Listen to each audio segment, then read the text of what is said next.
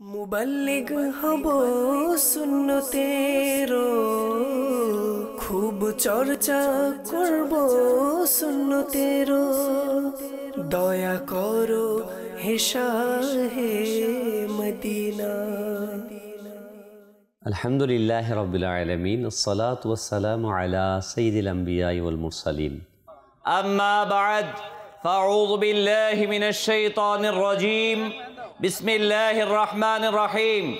সকলে আমার পরপর দুরূদ শরীফ পড়ুন। আসসালাতু ওয়াসসালামু আলাইকা ইয়া রাসূলুল্লাহ সাল্লাতু ওয়াসসালামু আলাইকা ইয়া রাসূলুল্লাহ ওয়া আলা আলিকা ওয়া সাহবিকা ইয়া হাবিবাল্লাহ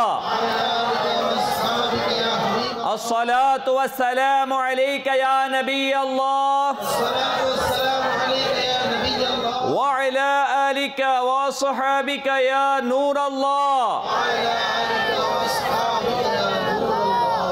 হাদিসে পাকের মাঝে দুরুদে পাকের বেশুমার ফজিলত আছে। রাসূল করিম সাল্লাল্লাহু আলাইহি ওয়াসাল্লাম ইরশাদ ফরমান, যখন কোনো ব্যক্তি আমার প্রতি দুরূদ শরীফ পাঠ করে আমি সেই দুরূদ শরীফ শুনে থাকি, এবং যে আমার প্রতি একবার এই দুরূদ শরীফ পাঠ করলো আমার কাছে সে দুরূদ পৌঁছলো, আমি ওই ব্যক্তির জন্য যে দুরূদ শরীফ পাঠ করেছে ওই ব্যক্তির গুনাহ মাপের জন্য আমি আল্লাহ তাআলার কাছে সুপারিশ করে থাকি। যেই কাজ করলে আমার নবী সাল্লাল্লাহু আলাইহি সাল্লাম আমাদেরকে সুপারিশ করবেন, আমাদের জন্য আল্লাহ তাআলার কাছে ক্ষমা চাইবেন, আমরা সেই কাজ করব না ছাড়বো? করব তো ইনশাআল্লাহ। আসুন আমরা দুরূদ শরীফ পড়ি নি। সাল্লু আলাল হাবিব সাল্লাল্লাহু তাআলা আলা মুহাম্মদ সাল্লাল্লাহু আলাইহি ওয়াসাল্লাম। আবু নূর মুহাম্মদ বশির রাহমাতুল্লাহি তাআলা আলাইহি হাদিসটি নকল করেন যে একটি জাহাজ সমুদ্রের মধ্যে চলমান ছিল। ওই জাহাজ চলছে, ওই জাহাজ তিনতলা বিশিষ্ট ছিল। তিনতলা লঞ্চ আছে না আমাদের দেশে? তিনতলা লঞ্চ জাহাজ ছিল। ওই জাহাজ সমুদ্র দিয়ে যাচ্ছে, যাওয়ার মধ্যে নিচতলার কিছু লোক ছিল, মধ্যতলার কিছু, উপরতলায় কিছু। নিচতলার মধ্যে যারা ছিল তারা বলতেছে আমরা হাইটা পিছনে যাই, সেখানে গিয়া কল চাবায়া পানি উঠাই। এত দরকার আছে, আমরা এনে একটা ফুটা করবো, জাহাজের তলিটার মধ্যে পানি উঠবো বুগবুগায়া ব্যবহার করবো। আমার তলি, আমি যা খুশি তা করব। আমরা এটা বলি না? আরে বেটা আমার টাকা, আমি যা খুশি তা করবো, আমার জীবন আমি যেমনে খুশি তেমনে চালাবো, তোমার কি? ওই জাহাজের নিচের যাত্রীরা বলল যে এখানে আমরা ছিদ্র করব, তাহলে পানি পাবো। মাঝখানের তলায় যারা ছিল যখন দেখলো এরা কুঠার নিয়ে আসছে তলা ফুটা করব, মাঝখানের তলায় এরা বলতেছে ঠিকই তো কইছে, এর তলার জিনিস এর বাগের জিনিস, ফুডা করুক গা আর যা মূলে তা করুক গা, আমাও কে আহে যায়। আমাকে সমাজের মধ্যে আছে না এই শ্রেণী, হিরোইন মদ ইয়াবা খায় মারা যাইতেছে, ইফতিজিং করছে, সন্ত্রাসী করছে, আমার পাশের ছেলে আমি না দেখি উট পাখির মতো চলি, আছি না? নামাজ পড়ে না, দেখি না, বলি আরে আমার কি আসে যায়, আমি নামাজ পড়ি, আমার ছেলে নামাজ পড়ে না, আমার চোখে দেখি না, আমি দাড়ি রাখছি ঠিকই, টুপিও পরছি, আর আমার বউ বেহায়াল্লারি রাস্তার মধ্যে হাঁটতেছে, আছে না বাবা? আমার মেয়ে বেহায়ের মতো রাস্তার মধ্যে হাঁটতেছে, আমি কিন্তু টুপিও লাগাইছি, দাড়িও আছে, মাশাআল্লাহ। এটা করতে হবে, তার মানে এটা না যে আপনার স্ত্রী বেপরদা দেখে আপনি হয়ে যাবেন, তা না, কিন্তু আপনি চেষ্টা করেছেন কিনা। তো দ্বিতীয় তলার লোকরা বলতেছে তার ভাগেরটা সে যা বলে তা করুক। এখন তৃতীয় তলায় যারা ছিল তারা বলতেছে না, এই ব্যক্তিকে ছেড়ে দেয়া যাবে না, যদি আমরা তাকে ছেড়ে দেই জাহাজটা যদি ফুটা করে ফেললে সেও মরবে আমাকেও মারবে, তার হাতকে ধরো। তখন তাকে বাঁচিয়ে দিল। আমাদের এই সমাজে আজকে আমরা তিনটা শ্রেণী আছি। একটা শ্রেণী গুনাহ করছি, বেহায়াপনা করছে, উলঙ্গপনা করছে, আল্লাহ তাআলার নাফরমানি করছে, তার জীবন, তার অর্থ, তার সম্পদ সে বেহায়াপনা করছে। বেহায়াপনা করতে করতে ভ্যালেন্টাইন্স ডে আমদানি করে আমাদের এই সমাজটাকে, যুব সমাজটাকে আজকে ধ্বংস করে দিচ্ছে। কখনো বা ভালোবাসা দিবসের নামে, কখনো বা পহেলা বৈশাখের নামে এনে আজকে আমার মেয়েকে, আমার ছেলেকে ঘর থেকে বের করে দিয়েছে। আজকে হাতের মধ্যে উল্কি আঁকা হচ্ছে, আজকে পহেলা ফাল্গুনের নামে ফুল দিয়ে সেজে কলেজের আমার মেয়েরা ঘর থেকে বের হয়ে যাচ্ছে। আমরা বলতেছি চুপচাপ মাথা নিচের দিকে রেখা, আরে ওর জিন্দেগি ওর জীবন, আমার কি আহে যায়, বলি না? বলি। এই আগাছা বুদ্ধিজীবী আছে আবার আমাদের সমাজে, এরাও বলে হিজ লাইফ, তার জিন্দেগি না, তার জীবন, তার মানি, তার টাকা, সে যেমন খুশি চালাক। ভাই, আপনার পাশের ঘরে আগুন লেগেছে, যখন আগুন লেগে যায় আপনি বালতি লয়ে দৌড় দেন কিনা? কেন দৌড়ান? হের ঘরের আগুন নিবানের আগে এটা চিন্তা করেন, ওরটা জ্বললে না আমারটা জ্বলবো, ঠিক না? বাস্তব কিনা? মাথা গরম হয়ে যায় যখন পাশের দোকানের মধ্যে আগুন লাগছে, আরে ওইটা জ্বললে যাক, আমারটা তো বাঁচাইতে হবে, পানি ঢালি, ঠিক না? এই যে গুনাহ আজকে বেহায়াপনা হচ্ছে, উলঙ্গপনা হচ্ছে, আপনার মাথায় কি চিন্তা আসছে না যে এই সমাজটাকে বাঁচাতে হবে? আপনি আপনার মেয়েকে কি খবর রেখেছেন? আমি আমার মেয়েকে উচ্চশিক্ষার নামে তো ভর্তি করলাম, ছেলেকে উচ্চশিক্ষার নামে ইউনিভার্সিটিতে দিয়েছি, তিনি কোন পরিবেশ ক্রিয়েট করছে আমি কি তা দেখেছি কিনা? আমার উপর দায়িত্ব হচ্ছে, ওয়াজিব হচ্ছে, আমার সন্তান কোথায় আছে তার খবর রাখা। হুজুর সাল্লাল্লাহু আলাইহি ওয়াসাল্লাম হাদিসে পাকের মধ্যে ইরশাদ করেন, যখন কোনো জাতির মধ্যে বেহায়াপনা ছেয়ে যায় আর ওই বেহায়াপনাকে যখন প্রমোট করা হয়, প্রচার করা হয়, সহযোগিতা করা হয়, সেটাকে বাধা দেওয়া হয় না, তাহলে খুব শীঘ্রই ওই জাতির মধ্যে মহামারী দেখা দিবে, দুর্ভিক্ষ দেখা দিবে, বিভিন্ন ধরনের রোগ তাদের জাতির উপর চেপে বসবে। আজকে আমাদের কাছে করোনা রোগ আসছে কিনা ভাই? এই জন্য আমি দায়ী। কে দায়ী? কে দায়ী? আপনারা বলেন, আমরা বলি আরে আমি কি দোষ করলাম, আল্লাহ আমারে এইটা দিছে। আমি কোন দোষ করি নাই প্রিয় ইসলামী ভাইরা? আজকে আমার ছেলে, আমার মেয়ে, আমি বলছি আমার ছেলে না, আমার মেয়ে না, সেটা তো আমার গ্রামের ছেলে, আমার গ্রামের মেয়ে। এই 16 কোটি মানুষ আমার সন্তান, আমি এই 16 কোটি মানুষের সন্তান, ঠিক কিনা? এই বাংলাদেশের 16 কোটি মানুষ একটা অংশ আমি।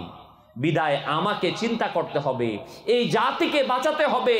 আল্লাহর ওয়াস্তে আমি অনুরোধ জানাবো আজকের এই মেহফিল থেকে, যে যুবক ভাইয়েরা শুনতে পাচ্ছেন, মনে রাখবেন আমরা হচ্ছি বাবা শাহজালাল ইয়ামিনী আলাইহি রাহমায়ের উত্তরাধিকারী। আমাদের রক্তের স্রোতধারায় বাবা শাহজালাল ইয়ামিনীর রক্তধারা প্রবাহমান। আমরা মুহাম্মদ বিন কাসিম আলাইহি রাহমা এর উত্তরাধিকারী। যে মুসলমান যুবকগণ, যে যুবক বাবা শাহজালাল যখন তিনি যুবক ছিল, যখন শুনেছিল যে সিলেটের জমিনের মধ্যে সরকারে দু আলম সাল্লাল্লাহু আলাইহি ওয়াসাল্লামের সুন্নতে মুবারাকা আকিকা করতে যাওয়ার কারণে, আকিকা দেওয়ার কারণে গরু দিয়ে বোরহানুদ্দিন আলাইহি রাহমায়ের সন্তানকে শহীদ করা হয়েছে, তার হাতকে কেটে ফেলা হয়েছে, ওই যুবক শাহজালাল ইয়ামিনী তিনি আর বসে থাকতে পারেন নাই। কেননা তার মাঝে কালিমার শক্তি ছিল, তার হৃদয়ের মাঝে ইশকে রসুল ছিল। তিনি সাথে সাথে সরকারে দু আলম নূরে মুজাসসাম হুজুর সাল্লাল্লাহু আলাইহি সাল্লামের মুহাব্বতে উজ্জীবিত হয়ে তার মাতৃভূমিকে ত্যাগ করে আমাদের এই বঙ্গভূমিতে এসে ওই বাতিলের বিরুদ্ধে অবস্থান নিয়ে ইসলামের ঝান্ডাকে উড্ডয়মান করেছেন। হে মুসলমানগণ, হে যুবক ভাইগণ, আমরা কি বাবা শাহজালাল ইয়ামিনীর উত্তরাধিকারী না? আমরা কি বাবা শাহপরানের উত্তরাধিকারী না? আমরা কি 360 আউলিয়ার উত্তরাধিকারী না? তাহলে কেন আজ আমাদের ধারা, কেন আজ আমাদের ধারা গুনাহ সংগঠিত হচ্ছে? কেন আমি রুখে দিচ্ছি না এই সমাজের মধ্যে গুনাহকে? কবি কত সুন্দর কথা লিখেছেন, আমরা যদি না জাগি মা কেমনে সকাল হবে, তোমার ছেলে উঠলে মাগো রাত পোহাবে তবে। হে আশেকানে রসুলগণ, আমি আপনার বিবেকের কাছে প্রশ্ন রাখতে চাই, আমরা তো দাবি করি আমি মুসলমান, আবার কেন নিজেকে বেহায়াপনার স্রোতের সাথে ঢালিয়ে দিচ্ছি? মনে রাখুন, শুনুন, শুনুন, হৃদয়ের কান দিয়ে শুনুন। আল্লাহ তাবারক ওয়া তাআলা কুরআন মাজিদের মধ্যে ইরশাদ ফরমান, আল ইয়াউমা আকমালতু লাকুম দীনাকুম। এই দ্বীনে ইসলামকে পূর্ণতা দান করা হয়েছে। পরিপূর্ণ দ্বীন হিসেবে আল্লাহ তাআলা ঘোষণা দিয়েছেন, আমরা যে ধর্মকে প্র্যাকটিস করি, যে ধর্মকে পালন করি, মনে রাখবেন এই ধর্ম কোনো অসম্পূর্ণ ধর্ম না, এর মাঝে পরিপূর্ণ সংস্কৃতি আছে, ঠিক কিনা? আমাদেরকে অন্য জায়গা থেকে হাওলাত করে খ্রিস্টানদের, ইহুদিদের সংস্কৃতি নেওয়ার কোনো প্রয়োজন নাই। আজকে আমাদের দেশের মধ্যে ওই ইউরোপের সংস্কৃতিকে আনা হচ্ছে। ভ্যালেন্টাইন্স ডে, এটা সেই ইউরোপের এক ব্যক্তি, খ্রিস্টান ধর্মযাজক ভ্যালেন্টাইন্স ছিল। তার কাজ ছিল যুবক যুবতীদেরকে সুড়সুড়ি দিয়ে মন্ত্র পড়িয়ে তাদেরকে মিলিয়ে দেওয়া। এই বিভিন্ন অপরাধের কারণে যখন নাকি তাকে হত্যা করা হলো, ফাঁসি দেওয়া হলো, ফাঁসি দেওয়ার সেই তারিখটা ছিল 14ই ফেব্রুয়ারি। পরবর্তীতে ওই যুবক যুবতীরা, অবৈধ প্রেমের যারা মজে ছিল, তারা তাদেরকে স্মরণ করে এই নামটা গ্রহণ করেছে। দেখুন আমরা কত বড় বেহায়া, নির্লজ্জ একজন খ্রিস্টান ধর্মযাজক যে বেহায়াপনা কাজে উৎসাহিত করেছে, তাকে আজকে আমরা স্মরণ করছি, তাকে আমরা আজকে উৎসাহিত করছি। আর এই ভ্যালেন্টাইন্স ডে উদযাপিত হয়ে আজ যৌনতাকে সুরসুরি দেওয়া হচ্ছে। আপনারা যারা শিক্ষিত সমাজ আছেন, আমার চাইতে ভালো বোঝেন। আজকে আমরা ইউরোপকে আদর্শ মনে করি, বলি অনেক টাকার মালিক, অনেক আদর্শবান। প্রিয় ভাই, সেদিকে আপনি যেতে চায়েন না। ওই ইউরোপ, যে ইউরোপে টাকার মালিক হয়েছে ঠিকই, কিন্তু যেই বেচারা, যেই বাবা টাকা ইনকাম করে দেয়, তার বয়স যখন 60, 65, 70 হয়ে যায়, তখন তার বাসস্থান ঘরের মধ্যে হয় না। মেজরিটি পিতাকে, মাতাকে তখন বৃদ্ধাশ্রমে পাঠিয়ে দেওয়া হয়, ঠিক কিনা বাবা? আপনি কি শিখতে চাচ্ছেন আপনার সন্তানকে? কি শিখাচ্ছেন? ওই ইউরোপ বানাতে যাচ্ছেন আপনার দেশকে, যেখানে ভ্যালেন্টাইন্স ডে উদযাপিত হচ্ছে, অবাধে মেলামেশা হচ্ছে, যেখানে মেজরিটি অবৈধ সন্তান জন্মগ্রহণ করছে। আজকে সেই দেশগুলোতে আপনি গত বছরের একটি রিপোর্ট পড়েন, করোনার আগের ঘটনা। সেখানে সিদ্ধান্ত নিয়েছে স্কুলের মধ্যে অবাধে মেলামেশা হচ্ছে, তারা বাধ্য হচ্ছে এগুলো প্রোটেস্ট করার জন্য, কিন্তু নিষেধ করতে পারছে না। আমি খুলে কথাগুলো বলতে পারছি না, যেহেতু এখানে সব বয়সের লোক আছেন, এই জন্য আজকে অত্যন্ত কঠিন অবস্থা চলে যাচ্ছে এই পৃথিবীর অবস্থান। আজকে আমাদের কাছে যে অবস্থা আসছে, করোনা নামে, কখনো এইডস নামে, গত 1 বছরের, 2 বছর আগের রিপোর্ট, 1 বছরে প্রায় 5 লক্ষ মানুষ পৃথিবী থেকে এইডস রোগে মারা গিয়েছে, যেটা হচ্ছে যৌন রোগ, অবাধ মেলামেশার রেজাল্ট। আজকে আমাদের ছেলে মেয়েরা কিন্তু সেদিকে অগ্রসর হচ্ছে। আমি আপনাকে অনুরোধ করব, আপনি পিতা হিসেবে, মাতা হিসেবে প্রথম দায়িত্ব হচ্ছে আপনার সন্তান কোথায় যাচ্ছে তাকে কন্ট্রোল করা, তা দেখা। আজকে আমরা সবাই আমার ছেলে মেয়ের হাতে মোবাইল দিয়েছি না? দিয়েছি। এটা টাকার মতো, এটার কোনো দোষ নাই। এটা দিয়ে ভালোও করা যায়, মন্দও করা যায়। টাকা দিয়ে মদও কেনা যায়, টাকা দিয়ে কোরআন শরীফও কিনা যায়। এটা হচ্ছে ঠিক অনুরূপ। এটার ব্যবহার যদি সঠিক থাকে, তাহলে এটা দিয়ে আমরা অনেক কিছু করতে পারি। আজকে মোবাইল, ইন্টারনেট দিয়ে মাদানী চ্যানেল দেখে অসংখ্য মানুষ হেদায়েতের পথ পাচ্ছে। আবার এই ইন্টারনেট বেহায়াপনা দেখে অসংখ্য ছেলে পথ হারা হচ্ছে, নিজের জীবন যৌবনকে হারাচ্ছে, ঠিক কিনা বাবা? এই জন্য আমি আপনাদেরকে অনুরোধ জানাবো, যুবক ভাইদেরকে অনুরোধ জানাবো, আসুন প্রিয় ভাই, আমি আমার জীবনটাকে বাঁচাই, আমি আমার যৌবনটাকে বাঁচাই, আমার পরবর্তী জেনারেশনকে তৈরি করি, নিজেকে গুনাহ থেকে বাঁচাই। আল্লাহ তাবারক ওয়া তাআলা আমাদের সবাইকে সেই তৌফিক দান করুন।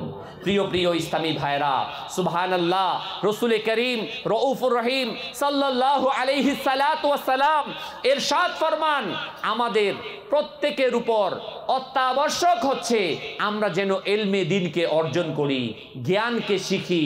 আলহামদুলিল্লাহ, আপনাদের এই এলাকাতে একটি মাদ্রাসা হয়েছে, মাদ্রাসাতুল মদিনা, জামিয়াতুল মদিনা। আমি আপনাদেরকে অনুরোধ করব এই মাদ্রাসাতুল মদিনাতে, জামিয়াতুল মদিনাতে আপনারা অংশগ্রহণ করেন, অর্থ দেন, শ্রম দেন, মেধা দেন। কেন দিবেন?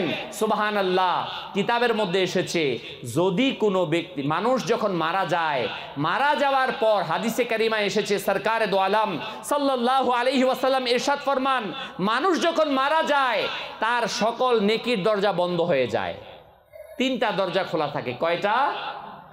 কয়টা বলেন তো? নাম্বার 1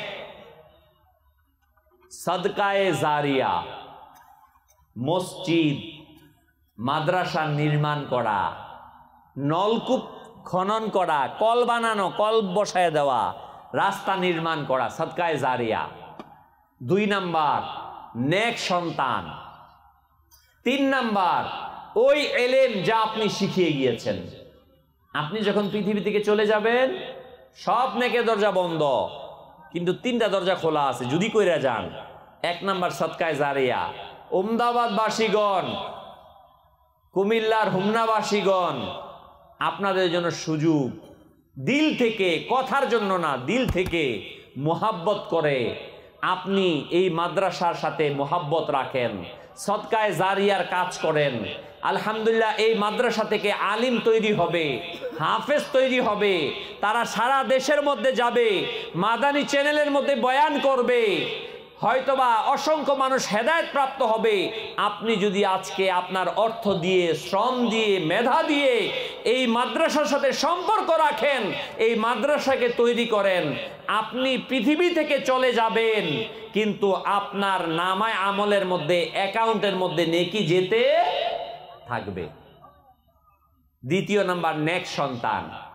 আপনার সন্তানকে তো আপনি ডাক্তার বানাইছেন, বিজনেসম্যান বানাইছেন, কিন্তু নেককার বানিয়েছেন কিনা, নেক সন্তান বানিয়েছেন কিনা? আপনার মৃত্যুর পর আপনার ছেলে আপনার জানাজার নামাজ পড়াতে পারবে কিনা? আমার আজকে প্রসঙ্গ ছিল এই সামাজিকতা, আপনার ছেলে মেয়েকে ঠিক করা। আপনার ছেলেকে কি প্রিয় বাবা এমন কি বানিয়েছেন আপনার মৃত্যুর পর আপনার ছেলে আপনাকে জানাজার নামাজ পড়াবে? শিখাইছেন বাবা? শিখান নাই। হুজুর তা আছেই, ভাড়া করে না হুজুর দিয়ে চালাই দিব। মনে রাখবেন, আমার বাবার জানাজা পড়াইয়া যদি আমি দোয়া করি, যেইভাবে আমি দোয়া করব, ইমাম সাহেব কি সেটা করবে? সম্ভব? সম্ভব না। আপনি কি উপার্জন করলেন প্রিয় ভাই, প্রিয় বাবা? আপনার ছেলেকে জানাজা শিখাই যেতে পারলেন না। কি দিয়ে গেলেন আপনার ছেলেকে? শুনেন, হাদিসে পাকে আসছে, পিতা তার সন্তানকে এর চাইতে উত্তম কোনো কিছুই দিতে পারে নাই যে তাকে উত্তম আখলাক শিক্ষা দিয়েছে। পিতার জন্য সন্তানকে সবচাইতে উত্তম উপহার হচ্ছে উত্তম আখলাক শিক্ষা দেয়া। আপনি পিতা হয়ে আপনার সন্তানকে কি উত্তম আখলাক শিখিয়েছেন? জানাজার নামাজ শিখিয়েছেন? কয় হুজুরে কয় কি জানাজার নামাজ কোলারে হিগামু, আমি তো পারি না। ঠিক না কথাটা? আমি তো পারি না। কয় জানাজার নামাজ পড়তে গিয়া নিয়ত করে আল্লাহু আকবার, ঈদের নামাজ আল্লাহ আতুডাই বারবার। ঠিক না কথা? মেজরিটি দোয়া জানি না, জানাজার নামাজ জানি না। প্রিয় ভাই, কতদিন আপনি ফাঁকি দিবেন? আত্মীয় স্বজন ব্যক্তিরে ফাঁকি দিছেন, একেবারে আমি তো টুপি টাপি লাগাইয়া জানাজাতে একেবারে মাইয়েতের সামনে দাঁড়াইছি, কিন্তু দোয়া জানি না। আল্লাহু আকবার। বাস্তব না কথাটা? একেবারে বড় সাহেব আইছে এলাকার মধ্যে, একেবারে বড়, এর একেবারে ইমাম সাহেবের লগে দাঁড়া করায়, আল্লাহু আকবার। দোয়া কি করতে বকে কইতারি না। বাস্তব কিনা? কে শিখবে? আপনি তো ব্যবসা বাবা খুব সুন্দর করে শিখছেন, 5-7 বছর বাপের লগে ছিলেন, বাবার সাথে থাইকা ব্যবসা শিখেছেন, চাকরি শিখেছেন, লেখাপড়া শিখেছেন। তখন তো বলেন না আমি পারি না, কিন্তু এটাতে কেন আপনি পারেন না? এর জন্য কোনো কষ্ট চলবে না। আল্লাহর ওয়াস্তে মেহেরবানি করে আপনি আপনার সন্তানকে ইলমে দ্বীন শিখান। এজন্য মাদ্রাসায় যারা ছোট আছে তাদেরকে মাদ্রাসায় ভর্তি করেন। মনে রাখবেন, কোন ছেলে, আলহামদুলিল্লাহ আমার কাছে এখনো পর্যন্ত কোনো রিপোর্ট নাই যে হক্কানি আলিম তার বাবা মাকে না খাইয়ে রাখছে। আপনারা কি জানেন? এই রিপোর্ট আছে? আমি আপনাকে হাজারো রিপোর্ট দিতে পারবো, ইঞ্জিনিয়ার, ডাক্তার, প্রফেসরের বাবা মাকে ঘর থেকে বের করে দিছে, আছে না? তাইলে আমি কেন করতেছি না রে বাবা? দুনিয়াতে শান্তি, আখেরাতে মুক্তি, যেই শিক্ষা প্রদান করলে আপনি কেন সেই শিক্ষা থেকে দৌড়ে পালাচ্ছেন? আপনি ভাবতেছেন আমার ছেলেকে আলিম বানাইলে ভাত খাইতে পারবো না। কে কইছে আপনার ভাত খাইতে পারবো না? বরং হাকিকতের আলিম যারা হয় তারা ভাত খায় না, তারা কি খায় না? ডেলি পোলাও খায়, ভাত খায় না। আসলেই ভাত খায় না, খাইতে পারে না। সত্যি কথা আমি বলছি। আপনি বলবেন যে হুজুর এ কি হইতে পারবো না এরকম বড় আলিম? আরে বাবা, মেট্রিক পাস করে 1000 ছেলে, মাস্টার্স পাস করে কতজন ছেলে কোন তো বাবা? 1000-এর মধ্যে 50 জন করে না, মাস্টার্স পাস করতে পারে না। আপনার পুরা গ্রামের মধ্যে কয়টা ছেলে আজকে সরকারি বেসরকারি চাকরি করে? আপনি গইনা বাই করেন তো, 100 জন হইব? হবে না। তাহলে কিসের আশায় আপনি দৌড়াচ্ছেন? পোলা পায় নইলে খালি আমি চিন্তা করি কি করব, বলে ডাক্তার। ওই কি করবো, কই ইঞ্জিনিয়ার। ব্যাগ ওই ডাক্তার আর ইঞ্জিনিয়ার হইলে অন্য কাম করবো কেটায়? কথা বুঝছেন? অন্য কাজ করবো কে? আমরা এই চিন্তা মাথা থেকে ফেলে দেই। আমাদের একটা চিন্তা রাখা উচিত, আমি আমার ছেলেকে আদর্শ নাগরিক বানাবো, আমি আমার মেয়েকে আদর্শ নাগরিক বানাবো, প্রকৃত মুসলমান বানাবো আমার ছেলেকে। এই চিন্তা করেন, দেখবেন আপনার সন্তান আপনার জন্য দুনিয়াতে কল্যাণকর হবে, আখেরাতে আপনাকে মুক্তি দিবে। আজকে আমার ছেলেকে যখন বিবাহ করাই, মেয়েকে যখন বিবাহ দেই, তখন সমস্যার সৃষ্টি হয়ে যায়।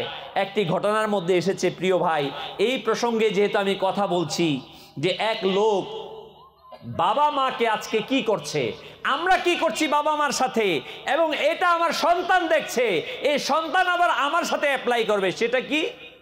একজন জেনারেল শিক্ষিত বাবা, সে বিবাহ করেছে, করার পর শহরের মধ্যে সুন্দর ডুপ্লেক্স বাড়ি করছে, করার পর সেখানে স্ত্রী ছেলে নিয়ে থাকে, সাথে মাও থাকে। এখন প্রতিদিন ওই স্ত্রী খোঁচায় স্বামীরে, আমাদের এত সুন্দর ডুপ্লেক্স বাড়িটা, এর মধ্যে আমরা থাকি, কত আত্মীয় স্বজন আসে, তোমার বৃদ্ধা মা সে তো আমাদের সমাজ মেনটেন করতে পারছে না, এ সোসাইটি মেনটেন করতে পারছে না, এই কাশে কথা বলে, কুকায়, এর একটু অন্যদিকে রাখা দরকার। প্রতিদিন খোঁচাইতে খোঁচাইতে খোঁচাইতে খোঁচাইতে স্বামীর প্রতিদিন কান ভারী করতে করতে একদিন রাজি হয়ে গেল ছেলে। মাকে বলল, মা আচ্ছা আমাদের তো একটুই হয়, তোমাকে এক কাজ করি, আমি তোমাকে সামনের বাড়িটা, ঘরটা যে আছে এটার মধ্যে রাখবো, যেটাকে সার্ভেন্ট হাউস বলা হয়। পাহারাদাররা যারা থাকে এদের জন্য একটা ছোট্ট রুম থাকে সামনে, এই রুমের মধ্যে প্রতিদিন এখানে থাকবা তুমি, তোমাকে এখানে খাবার টাবার দেওয়া হবে। তোমার বৌমা বলতেছে, তখন মা তো মাই, সন্তানের কল্যাণ চায়। মা বলতেছে, ঠিক আছে বাবা, তুমি যদি সুখে থাকো আমি সুখী।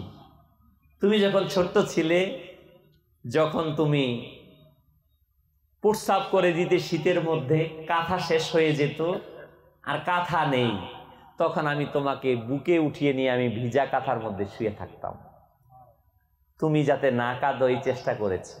সারা জীবন যখন তুমি যদি কোথাও যাওয়ার সময় ধাক্কা খেয়ে পড়ে যেতে, আমার কলিজার মধ্যে চিপ লাগতো, আমার সন্তান বুঝি কষ্ট পেয়েছে, আহ করে আমি দৌড়িয়ে যেতাম তোমাকে ধরার জন্য।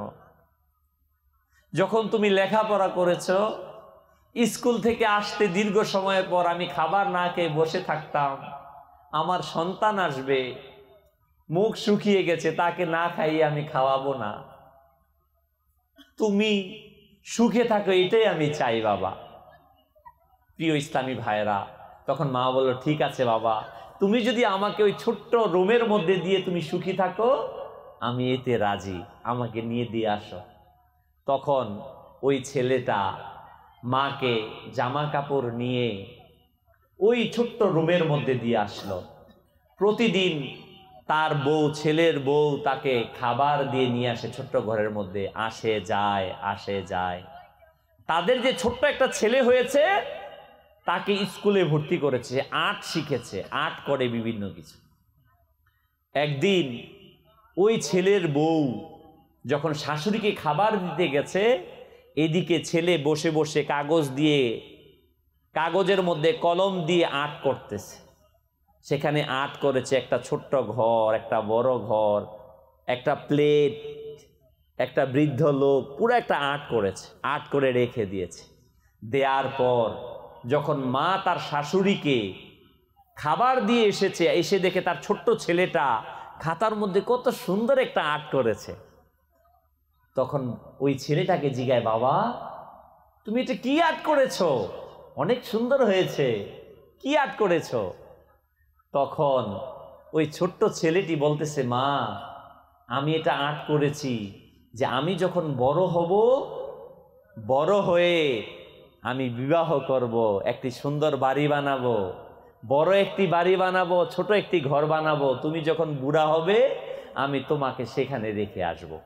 যখন এই কথা শুনলো, শোনার পর ওই মায়ের বউর আকল খুলে গেল, হায় আমি কি করছি, আমি আজকে যেমন আচরণ করছি আমার ছেলে সেটাই শিখছে, আমার সাথে সে আচরণ করবে।